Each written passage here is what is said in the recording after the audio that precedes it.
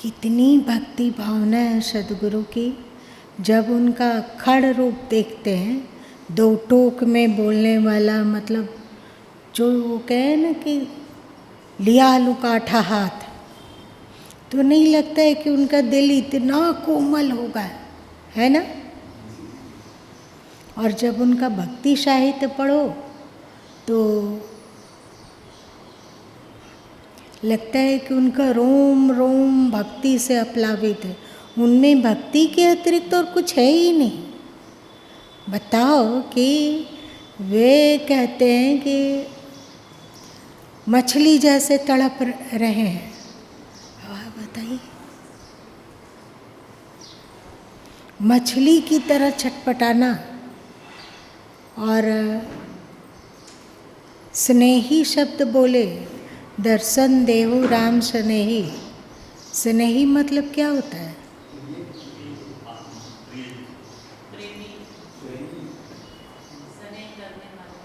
स्नेह करने वाले। आप भक्तों से स्नेह करते हैं, आप शरणागतों से स्नेह करते हैं, और हम भी आपके शरण में आए हुए हैं, हम भी आपके चरणों में पड़े हुए हैं। आप मुझे क्यों नहीं दर्शन देते हैं?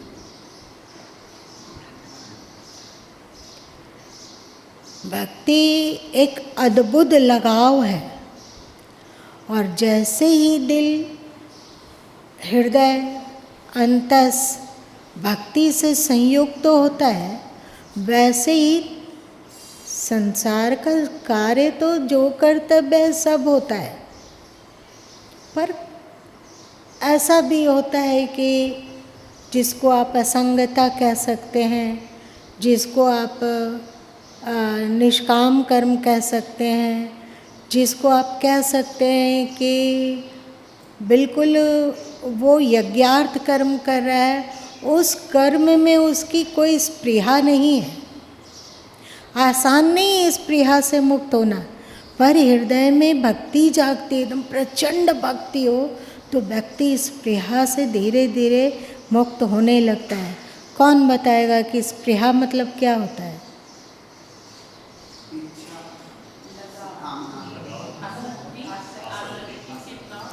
स्पृहा मतलब होता है कि दूसरे से अपेक्षा।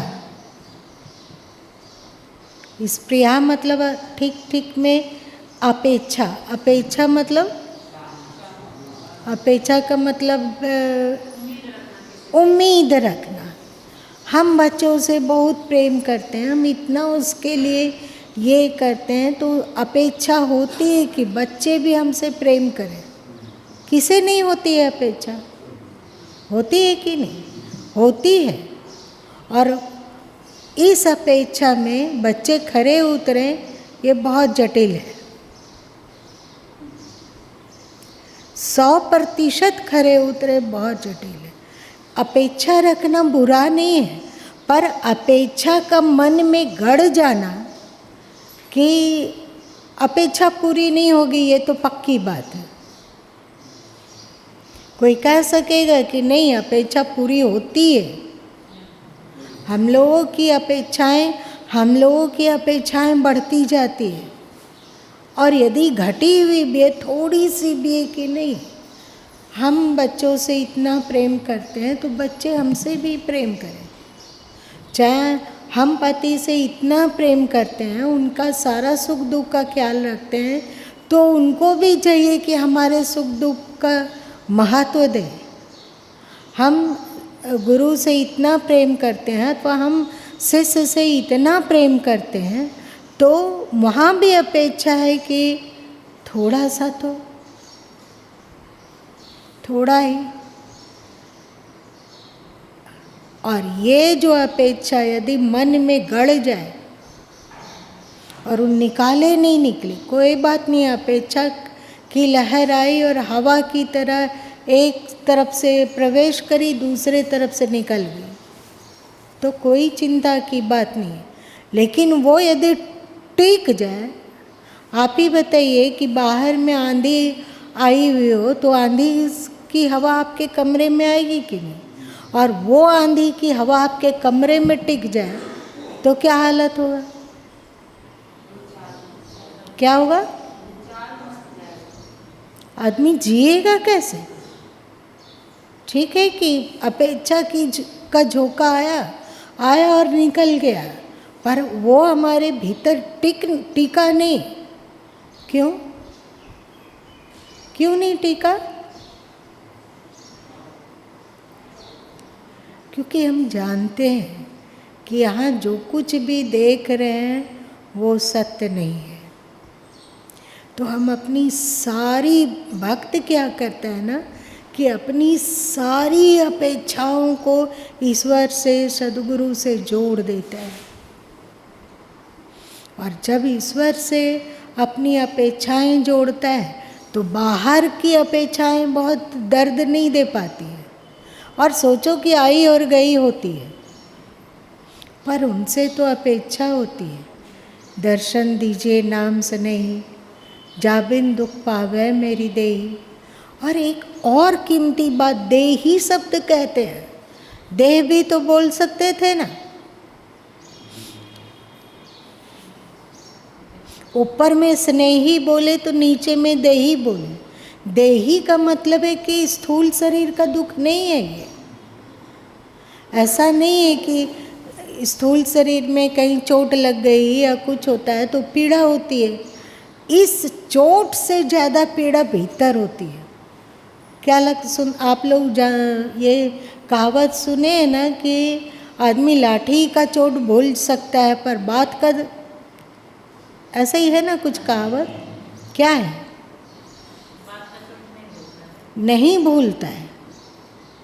तो ये बात का चोट, लाठी की चोट कहाँ लगती है? शरीर में नहीं, शरीर में लगती है, परंतु जो बात की चोट है वो शरीर में नहीं लगती है, वो सीधे दिल में लगती है, मन में लगती है, और एकदम व्यक्ति अच्छा नहीं फील करता है, बड़ा बिल्कुल उटपटांग जैसा लगता है। तो यहाँ पर बोले कि तुम्हारे ना दर्शन देने के कारण मेरी देही, मतलब भीतर दर्द हो रहा है, कैसे तुम्हारे बिना सुख पाएंगे। आप लोग जो भजन गाते हो कि पपीहा प्रेम का प्यासा, उसको अब संसार से प्रेम का प्यास नहीं है। और एक बात याद रख लेना कि संसार से रखा हुआ प्रेम की प्यास कभी नहीं बुझ सकती है। अकाट्य बात है ये, 100%। यदि इससे कुछ और ज़्यादा प्रतिशत होता हो तो उतना। संसार में प्रेम के बदले प्रेम पाना एकदम असंभव है, लेकिन भगवान से भी बहुत अपेक्षा मत रखना।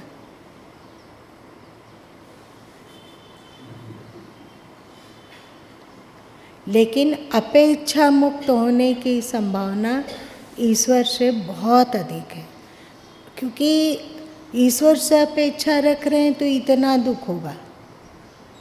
नहीं सुनते हैं, बोलते कुछ है, समझते हुए कुछ है।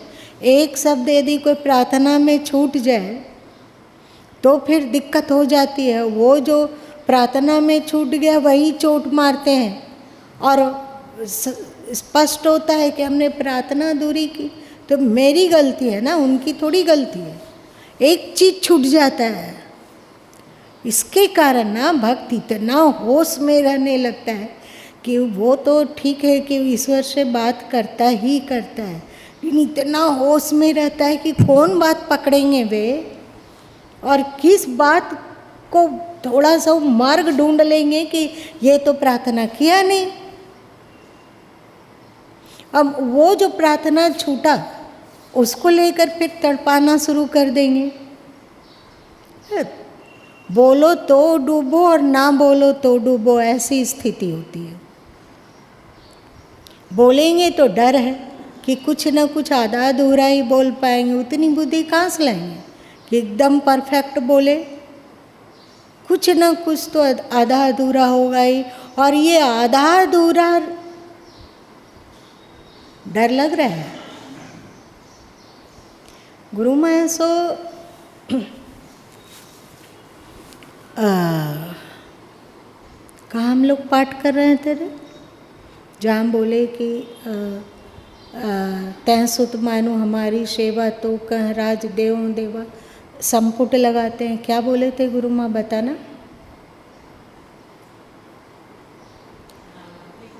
नहीं, अभी इन लोग को उधर बोले हैं, कहीं पे चर्चा किए, नम गलत बात पाक बोले कि हम लोग संपुट लगा रहे हैं कि तैं सुत मानो हमारी सेवा तो कह राज देवों देवा, तो आप सेवा मेरी स्वीकार करो, मैं तुम्हें देव दुर्लभ राज्य दूंगा, मतलब धन संपदा दूंगा। आप अनुभव कीजिए कि आप जब उनसे जुड़े और ये पाठ करते हैं हम लोग, और बहुत भावना से करते हैं, हवन इत्यादि करते हैं तो अंतिम में ये पाठ करते हैं, तो गुरु माँ को लगा कि रे ये तो आधा अधूरा है, फिर केवल धन दे देंगे तो धन से क्या हम सुखी हो सकते हैं? हमारे पास केवल धन हो तो क्या हम सुखी हो सकते हैं? आप लोग को कैसा लगता है? नहीं सुखी हुआ जा सकता है। तो लगा कि तो बड़ी चतुराई हो रही है उनकी, हमारी नहीं। बहुत चतुराई हो तो कि ठीक है, आपने कहा कि तै सुत मानो हमारी सेवा तो कह राज देवों देवा, आप इस सब की अपेक्षा रख रहे हो तो लो भैया, आपके पास अब धीरे धीरे पैसों की कमी नहीं रहेगी। आप छोटी छोटी बातों में परामुख पेची होते थे, अब नहीं होंगे, एकदम परफेक्ट है। और एक बात गुरु माँ ध्यान दिए हैं कि कोई धैर्यपूर्वक भक्ति में संलग्न रहता हो तो फिर उसका प्रारब्ध कटता है और उसके जीवन में धनाभाव तो नहीं देर से हो सकता है, पर अंधेर वहाँ बिल्कुल नहीं है अभी तक, क्योंकि हम लोग का मंतव्य यही है तो कह राज देवों देवा। लेकिन हमें लगा कि ये तो गड़बड़ बात हो जा रही है। आप यदि जिंदा हैं और शरीर इतना रोगी हो जाए कि कुछ कर ही ना सके, दिमाग रोगी हो जाए तो कुछ कर ही ना सके, तो ये तो प्रार्थना हो नहीं रहा है, केवल धन के लिए हो रहा है। तो हमें लगा कि अरे ये क्या हम लोग पागलपन कर रहे हैं, वो तो महाचतुर है, हम लोग बेवकूफ़ हैं, उनके सामने हम लोगों की क्या कितनी बुद्धि है बताइए। तब आया कि नहीं बाबा, ये तो आधा अधूरा है, इसमें फेरा में पड़ा जा सकता है, केवल धन नहीं, सुख जैसे भी हो। धन से दुख है तो वहाँ धन का सुख मिल जाएगा, और यदि स्वास्थ्य संबंधी दुख है तो वहाँ उसमें उसका रिपेयर होगा, अथवा और कुछ है अपने अंतस में मन में चंचलता है, मूर्छा है, बेहोशी है, इस कारण हम दुखी होते हैं तो वो हटेगा। तो मन की हुआ कि नहीं बाबा, अब हम लोग जब हवन इत्यादि करें तो संपुट यदि हम लोग बांट दे कि इतने देर पाठ में संपुट ये 2 लाइन लगाया जाए और अंतिम कुछ उतने ही पाठ में जाए, पाप सुख होई हैं घना, निश्चय वचन कबीर के माना। अगम दुर्गम मतलब जन्म मृत्यु जो कुछ है वो छूट जाएगा, ये है। पर अगम दुर्गम तो हम लोग बोलते नहीं, हम लोग बोलते तैसुत मानो हमारी सेवा तो कह राज देव देव। उधर आया श्रीधर में थे तो दिमाग में आया कि अरे ये तो कितने बेवकूफ़ हैं, ये क्या इतने दिन से भूल में थे भगवान।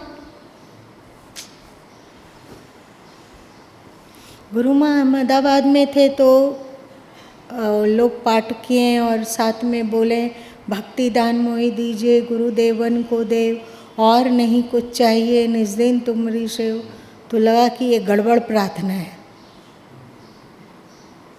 ऐसा नहीं है कि अभी केवल भक्ति का दान मिल जाए यही हम चाहते हैं, अभी भी बहुत सारी चाहते हैं, है ना, चाहते तो हैं। तो लगा कि नहीं, आप जाएंगे आश्रम तो साखी ग्रंथ लेकर उसके जगह में ऐसा चीज डालना है जिसमें कि वो ज़्यादा से ज़्यादा बंधे, हम बेवकूफ़ कम से कम बने।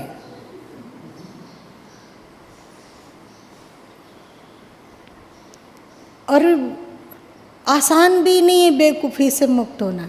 उन्हीं का थोड़ा बहुत प्रेरणा मिलेगी तो बेवकूफ़ी थोड़ा थोड़ा कम होती जाएगी, और वही दिखला देंगे कि यहाँ हम बेवकूफ़ी कर रहे हैं, यहाँ हम बेवकूफ़ी कर रहे हैं। अब प्रार्थना भी कैसे प्रार्थना करें? प्रार्थना करने में भी डर लगता है कि किस प्रार्थना से वो भड़केंगे, पता नहीं है। इसीलिए तो अब गुरु में प्रार्थना करना ही छोड़ देते हैं कि ना बाबा बेकार है। हो सकता है कि उनको जलन जैसा लगने लगे कि मेरा भक्त है तो मेरे लिए प्रार्थना नहीं करके 4 दिन का दुनियाई रिश्ता है अथवा 4 दिन का दुनियाई संबंध है उसके लिए प्रार्थना कर रहा है, तो उनको चिढ़ लग सकता है या नहीं लग सकता है? लगेगा ना। अब आप लोग देखिए, आपके पति महोदय यदि किसी दूसरी स्त्री की बहुत प्रशंसा करने लग जाए और उसके लिए बोले कि नहीं अमुक बच्ची है, अमुक औरत है, भगवान उसको सुखी कर दीजिए, आपके सामने वो 3 बार 4 बार बोले पति महोदय लोग, तो क्या लगेगा? लगेगा ना। तो उनको चिड़चिड़ापन लगता है, तो इसमें बुरा क्या है रे? ये दुनियाई रिश्ता तो 2 दिन का है, 4 दिन का है, तो यहाँ बुरा लगता है। तो वे तो अनादि काल के, हम उनके हैं, वे मेरे हैं, माने तो भी ना माने तो भी, तो उनको बुरा लगने में उनका क्या दोष है? आप लोग को नहीं लगता है कि उनका दोष नहीं है? लगता है ना कि वो तो स्वाभाविक है, प्रेम में ऐसा होता है। तो क्या करें?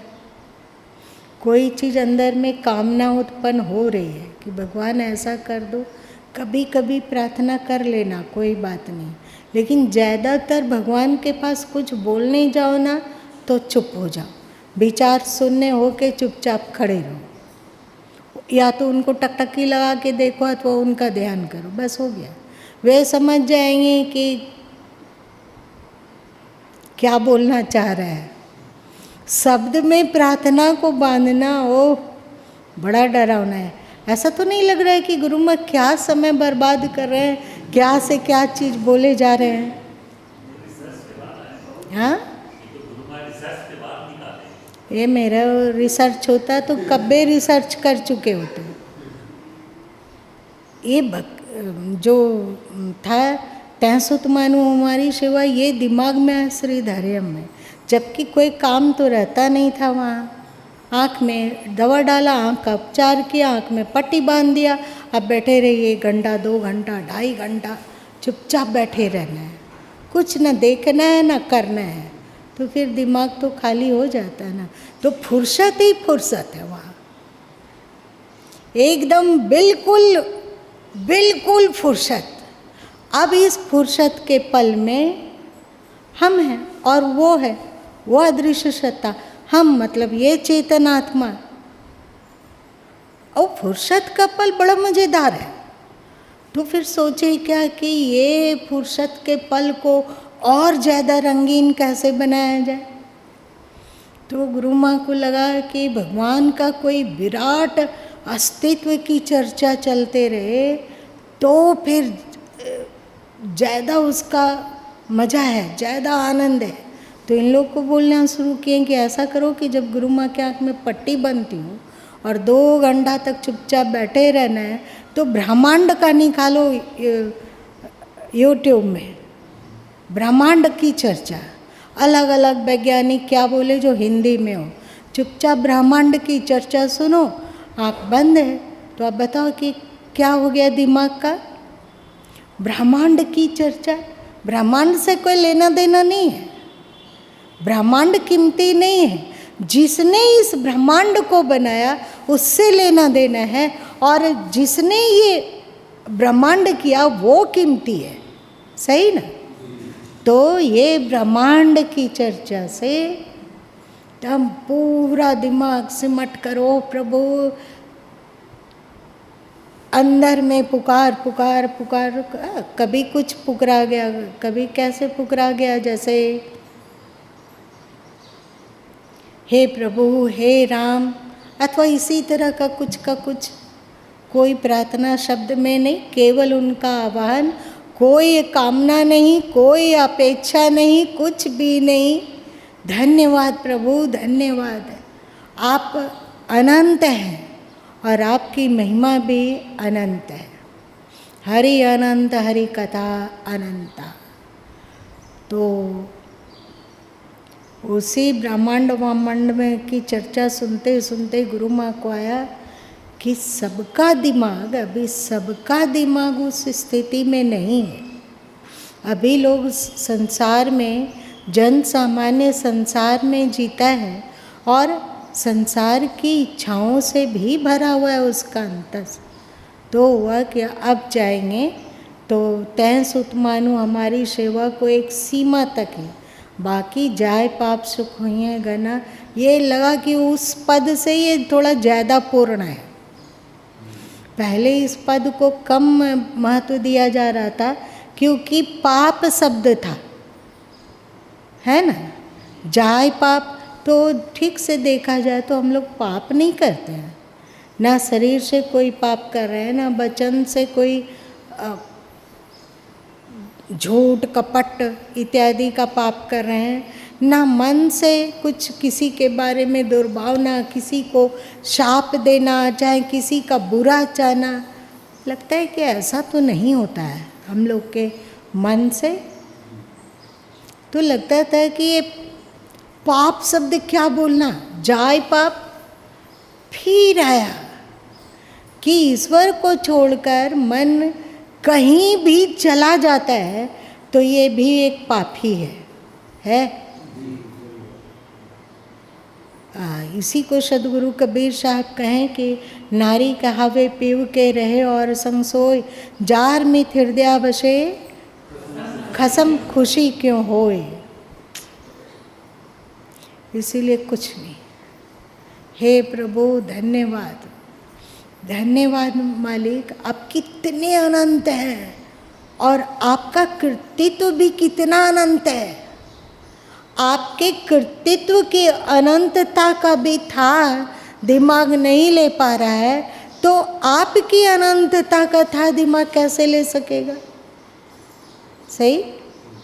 तो ऐसे समय में जब ये भावना दिमाग में चलने लग जाए तो बताइए हम लोग का कैसा प्रार्थना होगा, क्या क्या होगा बताओ।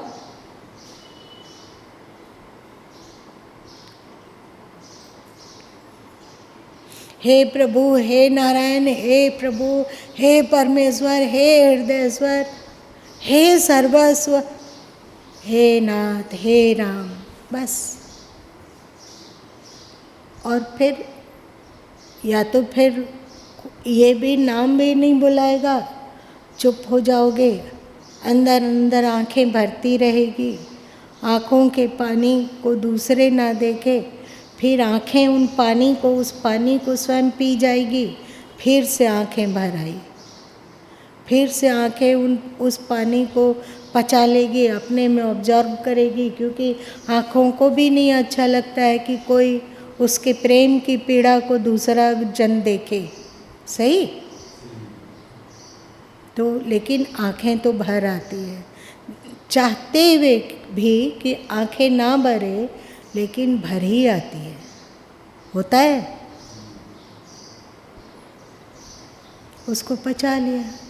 प्रार्थना कभी कभी मूक कि तुमको थोड़ा सा आपके अनुभवों को इतना समेट पाऊँ, आपका अनुभव इतना भी आ जाए तो परम तृप्ति कर।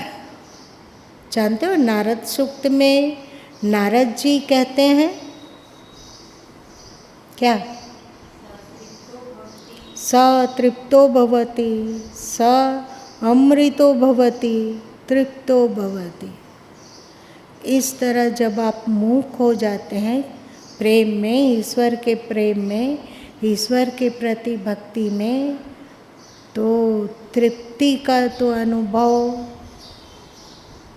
कितना होता है। सभी को इस तृप्ति का अनुभव पल 2 पल हो या 10 पल हो जरूर किए होंगे। कितना तृप्ति लगता है। आप लोग कभी आंसू बहाए हैं? बहाए हैं? आप बताइए, संसार के किसी दुख के कारण जब आंसू गिरता है तो आपकी तृप्ति बढ़ते जाती है या घटती जाती है? दुनिया के लिए तो सब कोई कभी ना कभी तो आंसू बहाया है। तो इसमें आप देखिए कि आंसू बहाने से तृप्ति घटती है कि तृप्ति बढ़ती है? घटती है। और ईश्वर के लिए जब आंसू आते हैं अथवा ईश्वर के लिए जब आंसू बहता है तो तृप्ति बढ़ती है कि तृप्ति घटती है? प्रत्यक्ष है। भक्ति का प्रभाव प्रत्यक्ष है। जब आप उनसे 2-4 बात कर लीजिए और उसके बाद लगे कि क्या बोला जाए, अपने आप को, अपनी भावनाओं को शब्द में नहीं बांधा जा पाता है, क्योंकि शब्द बहुत छोटा है, शब्द बहुत बौना है और भावना और भक्ति अनंत है। तो हम अपनी भक्ति और भावना में भावना को शब्दों में कैसे बांध पाएंगे? तो क्या करेंगे? एक बात बताओ कि आप लोगों के घर में कोई ना कोई, चाहे वो साफ सफाई करने के लिए बहन आती हो, चाहे और कोई काम के आती है ना, अगर उसके साथ एक छोटा बच्चा हो, इतना बड़ा 6-7 साल का, 5-6 साल का, और आप कुछ खा रहे हो और वो आपके पास दूर से आपको टुकुर टुकुर देख रहा हो, तो आप क्या करेंगे? बोल नहीं रहे कि हमको भी थोड़ा सा दे दीजिए, 2 काम होगा। क्या क्या हो सकता है? उसको कहेंगे, क्या बोलेंगे बताओ?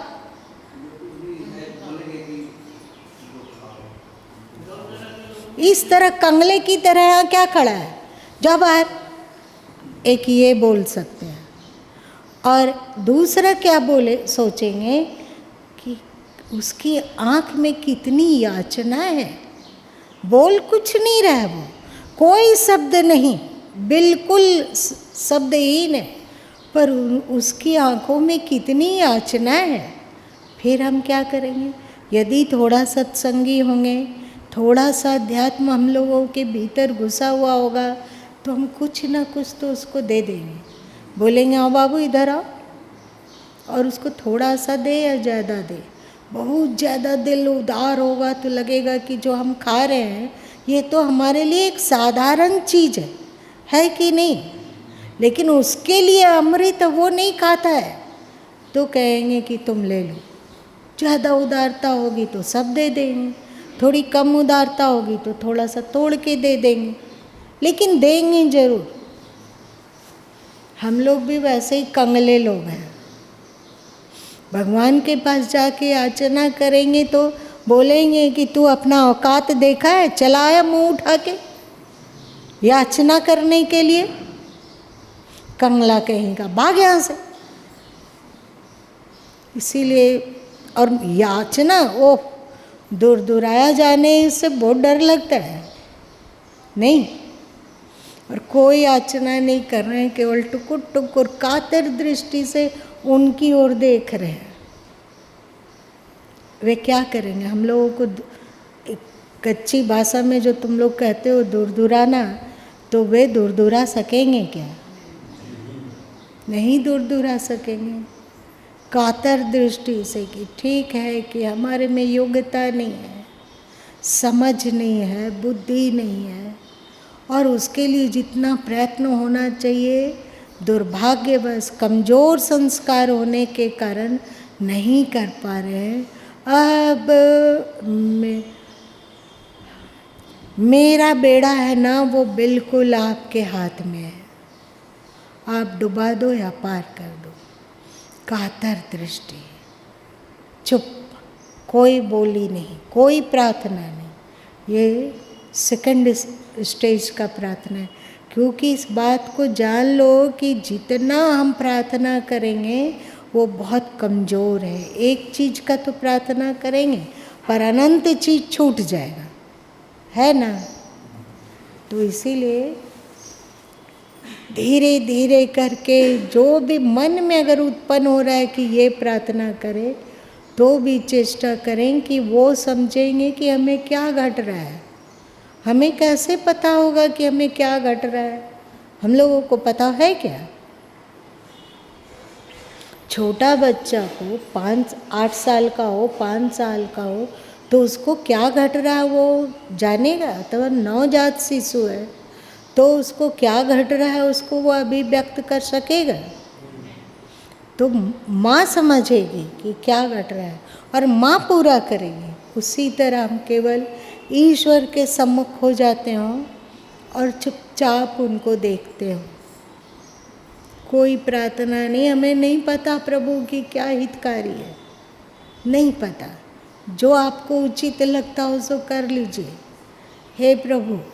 और यदि कुछ प्रश्न है, आप कुछ देना चाह रहे हैं, आपके दिल में यदि मेरे लिए बहुत प्यार उमड़ रहा है और आप चाहते हैं कि आप हमें कुछ दें, तो ऐसा कीजिए ना कि मेरे मन को आप ले लीजिए। हम मांग नहीं कुछ रहे हैं, कह रहे हैं कि मेरे मन को आप ले लीजिए, आप चुरा लीजिए। मेरा मन मेरा रहे ही नहीं, ये मन तुम्हारा हो जाए। ले लो प्रभु। ये मन ना बहुत नाचना चाहता है, कितना नाचना चाहता है, नचाता है या नहीं? ले लो प्रभु, इस मन को ले लो। और जब वे मन ले लेंगे तो फिर क्या होगा?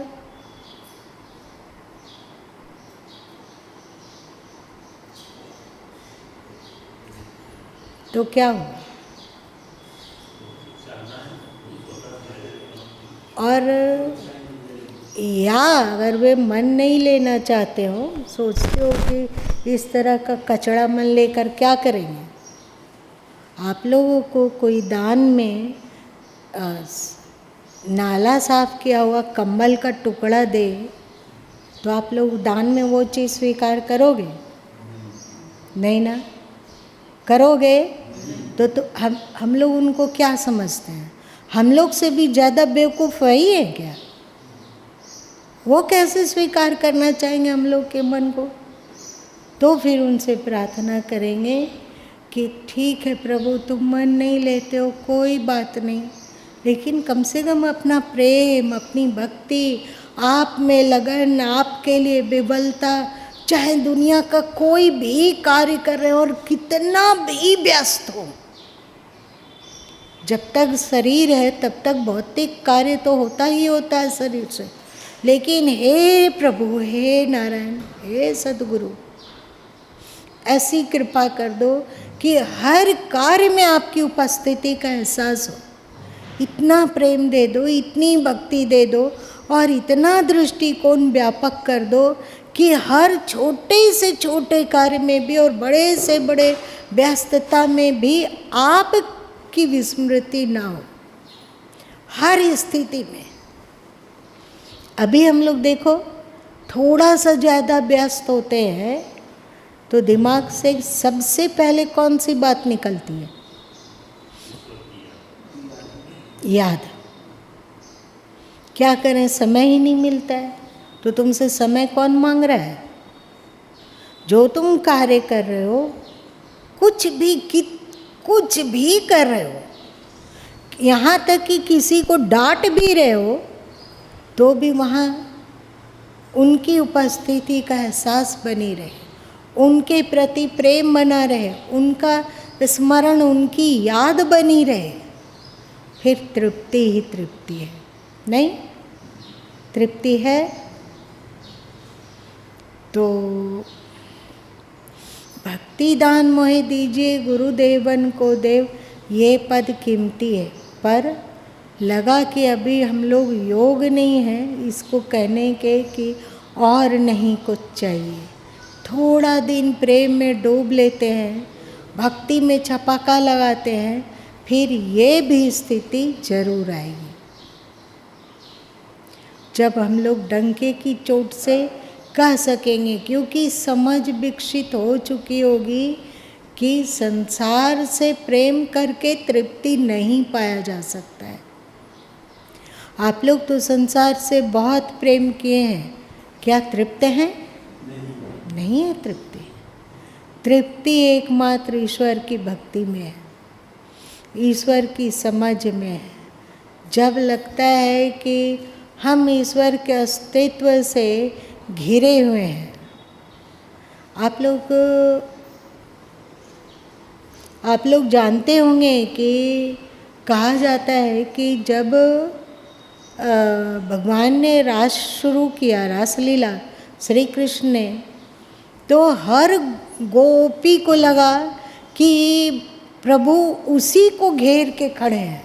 लगा, राधा जी को भी लगा, उनके अष्ट सखियों को भी लगा, और जितने भी लोग थे सबको लगा। एक और बात है, इन लोगों से चर्चा किए थे पर इन लोग उसका जवाब नहीं दिया।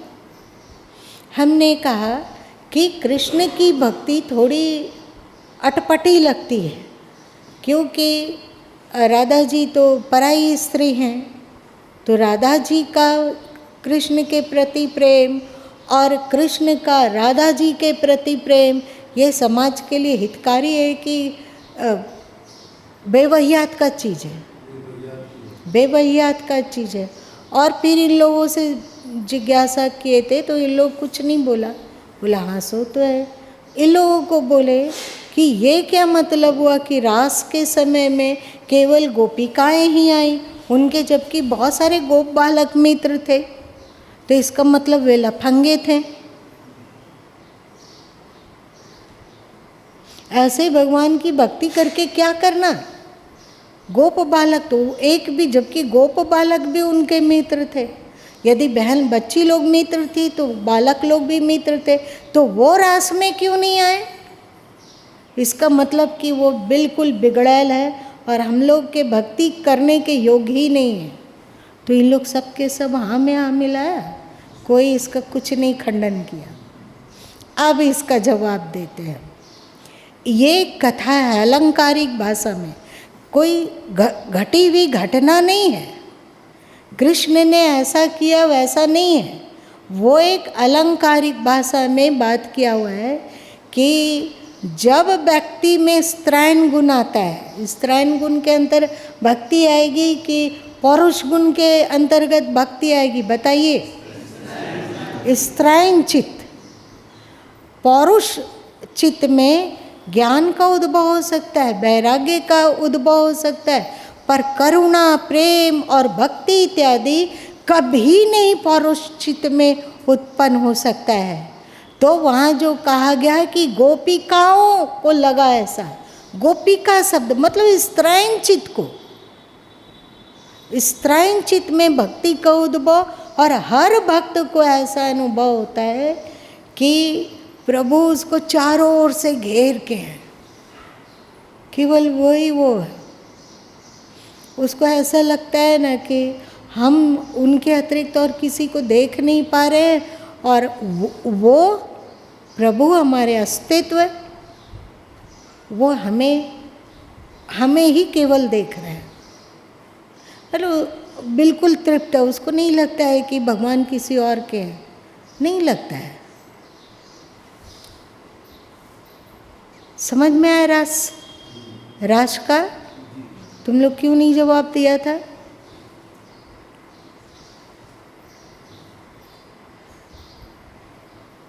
चलो, तो प्रेम का बढ़ते बढ़ते, भक्ति का बढ़ते बढ़ते वो स्थिति आती है कि लगता है चाहे वो कितना भी व्यस्त हो, लेकिन उसको एहसास बना रहता है कि ईश्वर की उपस्थिति वहाँ है।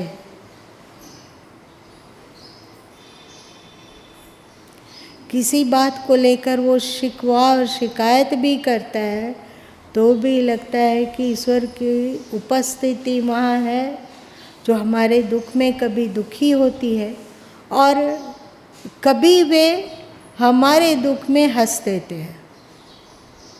बताओ वे हमारे दुख में कब दुखी होंगे और हमारे किस स्थिति में वे हंस जा देते होंगे। आप रो रहे हैं किसी बात को लेकर तो वो कभी तो उदास हो जाते हैं कि कर्म के कारण हम लोगों को वो दुखदायी परिस्थिति भोगना पड़ रहा है, तो वे उदास होते हैं।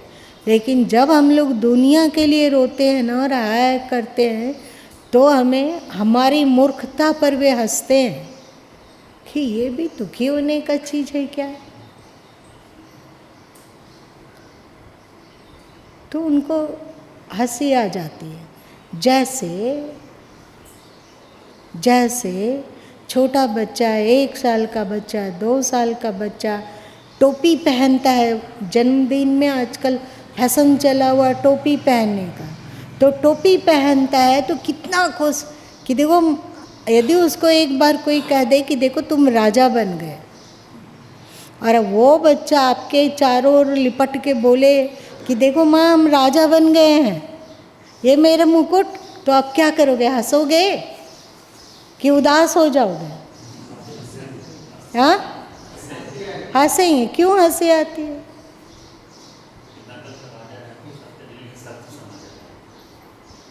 कुछ तो कारण होगा तभी हंसते होंगे। वैसे ही जब हम लोग उटपटांग बात बोलते हैं ना उनसे, तो कभी कभी उनको हंसी आ जाती है कि ये क्या मूर्खता वाली बात को, एक ही मूर्खता वाली बात को। वैसे ही एक दिन गीता महोदया सो फ़ोन करी, क्या है, तो जो पुस्तक भेजे हैं उसका मूल्य आ गया कि क्या क्या मूल्य रखना है। 3 दिन मूल्य क्या है, हो गया क्या उसका काम, फिर से हो गया काम क्या। तो इसमें 2 बात होती है, एक बेवकूफ़ी से हंसी और दूसरा उदासी।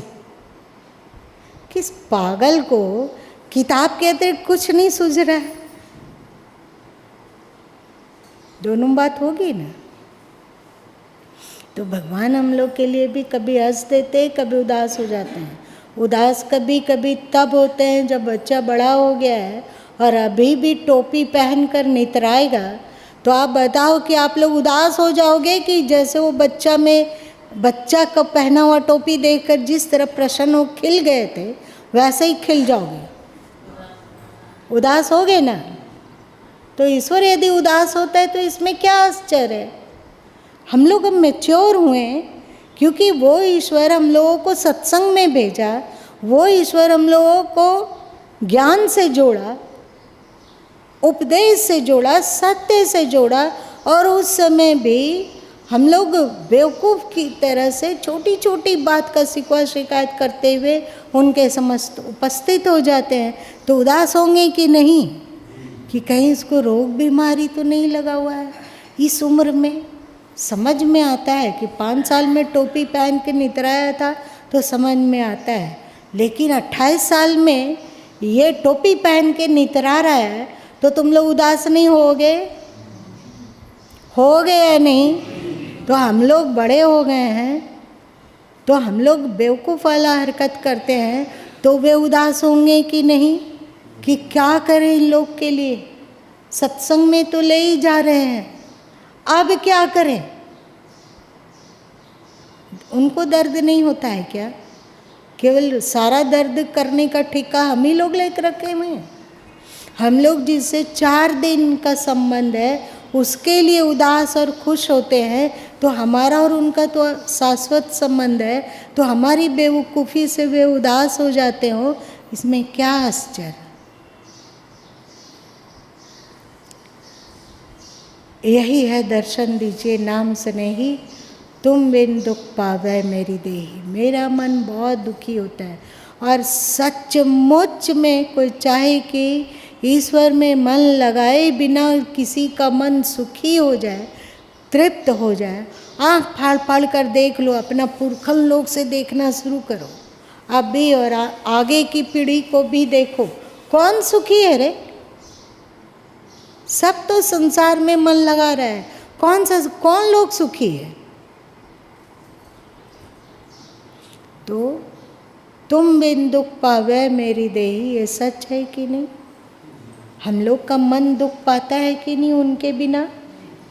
बिना भक्ति के कहीं कोई तृप्ति नहीं है, कोई सुख नहीं है, कोई शांति नहीं है, कोई समझ नहीं है। जब प्रेम हो जाता है, भक्ति होती है उनसे, तो हर कार्य फूक फूक कर होता है, हर छोटे छोटे पलों में भी होश सघन होता है कि उनको बुरा ना लग जाए। तुम लोग कहोगे वो तो निराकार है, दिखते नहीं है, तो निराकार है तो क्या हुआ? हम लोग अपनी बुद्धि को, अपने मन को इतना निराकार बना लो कि उनके बिना शरीर वाली उपस्थिति उनका एहसास हो कि उनको ये अच्छा नहीं लगेगा, बस बात खत्म। अच्छा नहीं लगेगा, ऐसा बोला जा रहा है, ऐसा किया जा रहा है, ऐसा ये न्याय संगत है कि नहीं, धर्म संगत है कि नहीं?